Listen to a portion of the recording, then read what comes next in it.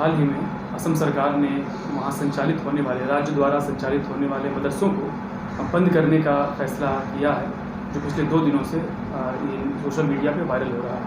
कल इस पे आपके जो केंद्रीय शिक्षा बोर्ड है उसका बयान आया है, तो इस पे हम आपकी प्रतिक्रिया जानना चाहते हैं। असल में असम सरकार में बीजेपी की सरकार जब से आई है, तो वैसे तो केंद्र में भी उनकी सरकार है और स्टेट में भी उनकी सरकार है, तो बराबर मुसलमानों को वो केंद्रीय स्तर पर भी और राज्य स्तर पर भी बराबर निशाना बना रहे हैं। और एक के बाद एक उन्होंने इस तरह के फैसले भी किए हैं और कदम भी उठाए हैं। जहाँ तक आसाम का ताल्लुक़ है, तो आपको मालूम है कि एनआरसी को लेकर के कितना ख़ास तौर से मुसलमानों को कितना परेशान किया गया, लेकिन जो कुछ वो उम्मीद रखते थे वो उम्मीद तो उनकी पूरी नहीं हुई। फिर भी मुसलमानों के ख़िलाफ़ एक माहौल वहाँ बराबर बनाया जाता रहा है। अब उन्होंने गुज़िश्ता 2 साल से ये सिलसिला शुरू किया कि जो मुसलमानों के इंतज़ाम में मदरसे चल रहे हैं और जो हुकूमत की मदद से चलते हैं, तो इनको बंद किया जाना चाहिए। तो शुरू में तो वो ये बात कहते रहे कि साहब मदरसे भी बंद हों और संस्कृत विद्यालय भी बंद हों, और वजह उसकी ये बताते थे कि साहब इनमें चूँकि रिलीजियस एजुकेशन होती है, तो सरकारी फ़ंड का इस्तेमाल, एक सेकुलर कंट्री में सरकारी फ़ंड का इस्तेमाल मज़हबी शिक्षा के लिए नहीं होना चाहिए। तो पहले तो वो ये कहते रहे। मैं ये बात अर्ज़ कर दूं कि ये जो सीनियर मदरसा एजुकेशन सिस्टम है वहाँ, जिसे आलिया मदरसा कहते हैं, ये 1930 से चल रहा है।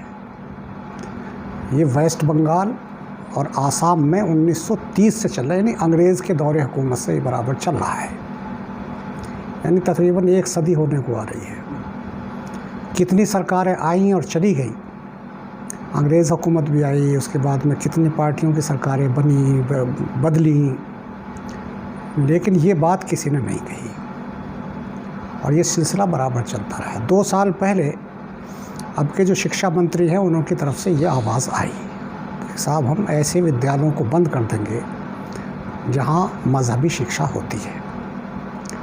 और जैसा कि मैंने अर्ज़ किया कि उसमें मदरसे भी उनके उसमें शामिल थे और संस्कृत विद्यालय भी शामिल थे। लेकिन बाद में उन्होंने ये किया कि संस्कृत विद्यालयों के लिए जो हायर एजुकेशन थी संस्कृत की, उनके लिए तो उन्होंने एक यूनिवर्सिटी बना दी पहले, और उसके बाद अभी तक 2 महीने पहले तक तो वो ये कहते रहे कि संस्कृत विद्यालय भी बंद होंगे, मदरसे भी बंद होंगे। लेकिन संस्कृत विद्यालयों के लिए उन्होंने एक अलग से बोर्ड बना दिया, तो इसका इंतज़ाम तो उन्होंने, उसके बाद अभी कुछ दिन पहले एक बयान दे दिया शिक्षा मंत्री जी ने कि साहब ये तो संस्कृत तो हमारे भारतीय संस्कृति का प्रतीक है और उसकी शिक्षा तो ज़रूर होनी चाहिए। हाँ, हमें ये शिकायत ज़रूर है कि उन विद्यालयों में शिक्षा का स्तर जो है वो बहुत नीचे रहता है, तो हम उनका स्तर ऊंचा उठाने के प्रयास करेंगे, लेकिन वो विद्यालय चलते रहेंगे। इसका रास्ता तो उन्होंने इस तरह निकाला। मदरसे के सिलसिले में भी उन्होंने स्टेप बाय स्टेप निगेटिव नकारात्मक स्टेप्स लिए। पहला काम उन्होंने ये किया कि जो मदरसा सिस्टम वहाँ चल रहा था, जो अभी वेस्ट बंगाल में भी जारी है और भी कई स्टेट्स में जारी है, वेस्ट बंगाल में है, बंगाल में है, आपका बिहार में है, उत्तर प्रदेश में है, राजस्थान वाले अभी बनाने जा रहे हैं, मध्य प्रदेश, यानी मदरसा एजुकेशन बोर्ड, जिसके तहत ये मदरसे चलते थे आसाम में, तो इन्होंने 1.5-2 साल पहले वो मदरसा बोर्ड ही ख़त्म कर दिया। पहला स्टेप तो उन्होंने ये लिया। और उस मदरसा बोर्ड के जो सेक्रेटरी रहे हैं, उसमें एक जमात इस्लामी के जो वहाँ पहले अमीर हल्का थे शमसुल हुदा साहब, वो भी सेक्रेटरी रहे उसके, उस मदरसा एजुकेशन बोर्ड के। उसके बाद और सेक्रेटरी रहे हैं जो अभी मौजूद भी हैं बाज़। तो 2 साल पहले उन्होंने पहला काम ये किया कि वो मदरसा बोर्ड उन्होंने ख़त्म कर दिया। अब मदरसों के लिए क्या सिस्टम, मदरसों को उन्होंने अपने जो सीनियर सेकेंडरी एजुकेशन बोर्ड है उसमें शामिल कर दिया। यानी उनकी जो अलग आइडेंटिटी थी वो उन्होंने, या अलग इंतज़ाम था, वो दोनों ख़त्म कर दिए। अब वो ये कहने लगे कि साहब वो मदरसे जो हैं वो तो सीनियर सेकेंडरी बोर्ड जो है, जो हर स्टेट में होते हैं, जिनके तहत वो माध्यमिक विद्यालय चलते हैं, तो माध्यमिक शिक्षा परिषद जो होते हैं उनके साथ इनको जोड़ दिया। और अब ये कहने लगे कि साहब वो अब नहीं होना चाहिए उसका इंतज़ाम, और सरकार जो है उनकी फंडिंग नहीं करेगी। अब इसका नतीजा आप जानते हैं कि कम से कम 600 के करीब वो मदरसे हैं। तो जब उन्हें फ़ंड नहीं मिलेगा सरकार से तो ज़ाहिर बंद होंगे। तो उसमें जो बच्चे पढ़ रहे हैं उनका क्या होगा, जो टीचर्स वहाँ पढ़ा रहे हैं उनके रोज़गार का क्या होगा। तो ये इसके बहुत से नतीजे। जो बयान जारी किया है उसमें आपने कहा है कि तमाम जो है, एक तो बयान आप बहुत ही सख्त अंदाज में आपका है कि ये जो है मुस्लिम विरोधी नीति है। हाँ बिल्कुल। और दूसरा ये कि आप इसके लिए आपने ये भी कहा अपने बयान में कि हम तमाम लोकतांत्रिक और लीगल तरीक़ों को अपनाएंगे। जी, क्या वो लोकतांत्रिक और लीगल तरीका होगा जो इस फैसले के विरुद्ध आप जाएंगे? देखिए, ये एक छोटा मामूली फ़ैसला नहीं है। ये आसाम के मुसलमानों के तालीम का मसला तो है ही, उनकी आइडेंटिटी का मसला भी है। और ये जैसे कि बात मालूम है कि सेंट्रल गवर्नमेंट भी बीजेपी के हाथ में है, तो ये अंदेशा है कि वो बात चलते चलते फिर आगे तक भी बढ़ेगी। तो हम यही चाहते हैं कि आसाम में ऐसी जो ताकतें हैं, जो लोकतांत्रिक शाह ताकतें हैं, या मुसलमानों के संगठन हैं, या जो सेकुलर ईथोज़ में विश्वास रखते हैं, उन सब को हम संगठित करेंगे, इकट्ठा करेंगे, और हुकूमत पर हम दबाव बनाने की कोशिश करेंगे कि वो अपने इस फैसले को वापस ले। अभी ये बात भी मालूम हुई है कि अभी कैबिनेट ने इस तरह का कोई फ़ैसला नहीं किया है। कैबिनेट ने नहीं किया तो असेंबली में भी अभी ये प्रस्ताव पारित नहीं हुआ है। तो अब हमारी कोशिश ये होगी कि आसाम के लेवल पर पहले तो हम कोशिश करें कि ऐसी शक्तियों को संगठित करके हुकूमत पर दबाव बनाएं, हुकूमत से बात करें कि वहाँ मुसलमान ही इसका निशाना बनेंगे।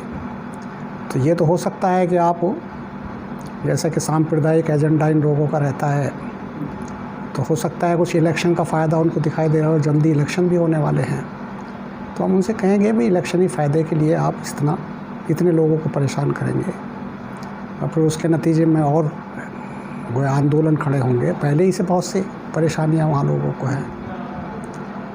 तो हमारी कोशिश बहरहाल यही होगी। उसके बाद हमारी कोशिश ये भी होगी कि हम केंद्रीय स्तर पर भी जो शिक्षा मंत्रालय है यहाँ का, उससे भी बात करें कि आप स्टेट गवर्नमेंट को इस तरफ तवज्जो दिलाइए कि वो नए मसाइल खड़े ना करें।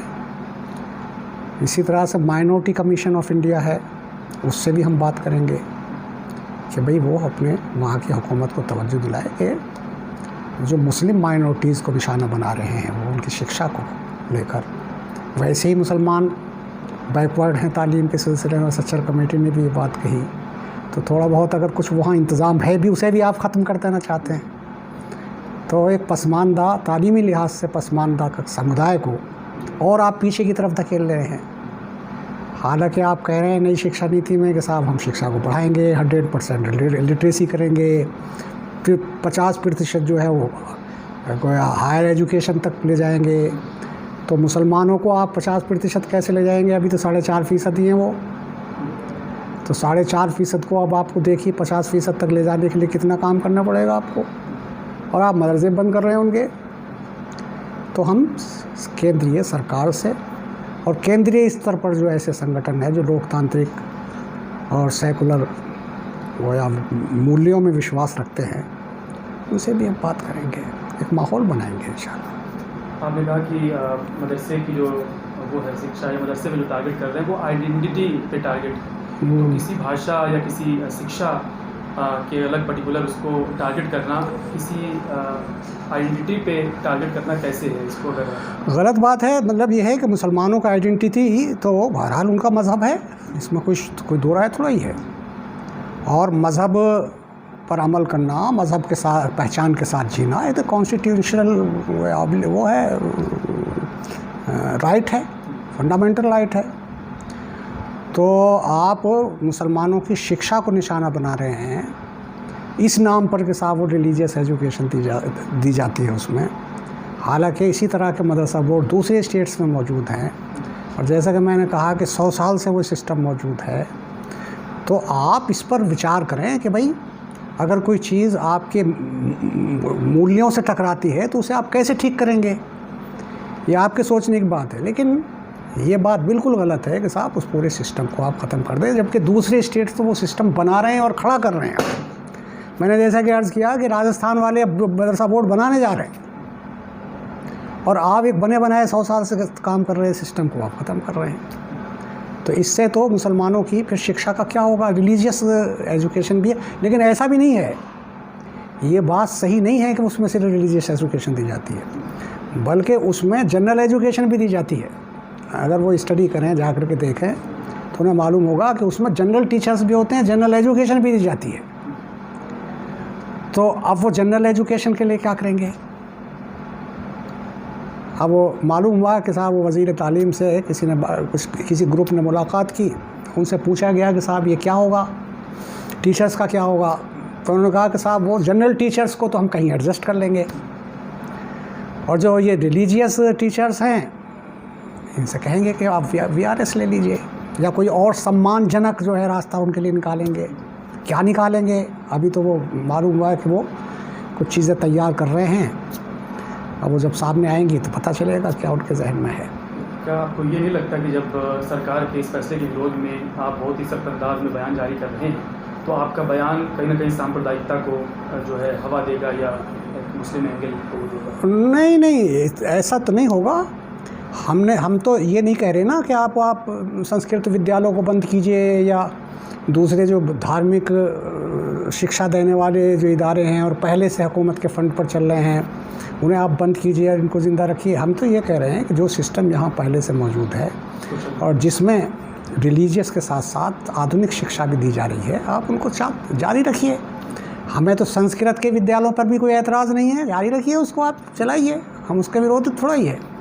हम तो ये कह रहे हैं कि जो एक सिस्टम चल रहा था और उसके ज़रिए से लोगों को शिक्षा मिल रही थी, वो मुसलमानों को मिल रही थी, और अगर दूसरी तरह के इदारे थे तो उसमें दूसरे मज़ाहिब के लोगों को मिल रही होगी। तो उस सिस्टम को ख़त्म ना कीजिए आप, उसको और आप कैसे बेहतर बना सकते हैं उसके बारे में ज़रूर विचार करते रहिए, करते ही रहना चाहिए। बल्कि अगर कोई क्वालिटी एजुकेशन कहीं नहीं मिल रही है तो उसकी क्वालिटी एजुकेशन कैसे लाई जा सकती है, उसको और बेहतर परफॉर्मेंस देने वाला कैसे बनाया जा सकता है, सोचिए, गौर कीजिए। इस मुद्दे को लेकर के भविष्य में आपका बोर्ड जो है केंद्रीय शिक्षा बोर्ड जमात इस्लामी का, वो कोई ऐसा भी प्लान है कि वहाँ के चीफ मिनिस्टर से मिलें या विश्वकर्मा जो हैं उनसे मिल के इस मुद्दे पर बात करने का? हाँ, नहीं, वहाँ वैसे जो ग्रुप मिल रहे हैं, वहाँ के एजुकेशन मिनिस्टर से अभी एक मुलाकात सिलचर में हुई है, गुवाहाटी में भी एक मुलाकात हुई है। तो जो ग्रुप मुलाकात कर रहा है तो उसमें जमात इस्लामी का नुमाइंदा भी शामिल है, और भी जो मुस्लिम जमातें हैं, जो मुसलमानों के जो नुमायाँ अफराद अशख़ास हो सकते हैं, वो लोग भी उसमें शामिल हैं। तो हमारे लोगों की मुलाकातें तो वहाँ हो रही हैं उनसे, मगर वो अभी एजुकेशन मिनिस्टर साहब जो हैं बड़ी गोल मोल सी बातें कर रहे हैं। कभी कहते हैं कि साहब कुछ नहीं होगा, आप इत्मीनान रखिए, कभी कहते हैं कि साहब वो कैसे हम सरकारी फ़ंड जो है वो कैसे रिलीजियस एजुकेशन के लिए इस्तेमाल कर सकते हैं, आप ही बताइए कैसे करेंगे। कभी कुछ और बात कहते हैं, कभी और बात कहते हैं, लेकिन अभी कुछ कह नहीं सकते। अलबत्ता ये बात तो वो बहुत ज़ोर देकर कह रहे हैं कि हम रूल्स और रेगुलेशंस तैयार कर रहे हैं, नवंबर तक हम नोटिफिकेशन जारी कर देंगे, और बहुत साफ उनकी तरफ से बातें हैं। अच्छा, असेंबली में उनको अक्सरियत हासिल है तो जो चाहेंगे वो मनवा लेंगे, कैबिनेट तो उनकी अपनी है। तो इस प्रोसीजर को गोया पूरा करने में उन्हें ज़्यादा दिक्कत नहीं होगी, जब चाहेंगे वो कर लेंगे। नोटिफिकेशन जारी हो जाता है और मदरसे को बैन करने का फैसला लागू होता जी, है, जी। इसमें क्या आपकी रणनीति होगी? हाँ, नहीं, दबाव बनाएंगे हुकूमत पर, उसके बाद में क्या हो सकता है देखेंगे। उन बच्चों का क्या होगा, उन टीचर्स का क्या होगा, ये तो उसके बाद की बात है। अभी तो हम कोशिश ये करेंगे कि इसकी नौबत ना आए। अब वो नौबत आ ही जाएगी तो फिर देखा जाएगा, उस वक्त सोचेंगे, विचार करेंगे। बाकी जो प्राइवेट मदरसे चल रहे हैं वो तो चलते रहेंगे, इसके बारे में उन्होंने ख़ुद भी कहा है कि भाई उसके बारे में हमें कुछ नहीं कहना है, वो आप चलाते रहिए। लेकिन जाहिर है वो हमारी सारी ज़रूरतें एजुकेशन की थोड़ी पूरी कर सकते हैं, तो वो सिलसिला चलता रहेगा।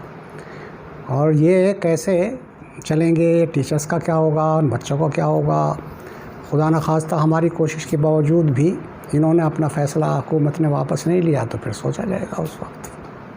इंडिया टुमारो से बात करिए, बहुत धन्यवाद।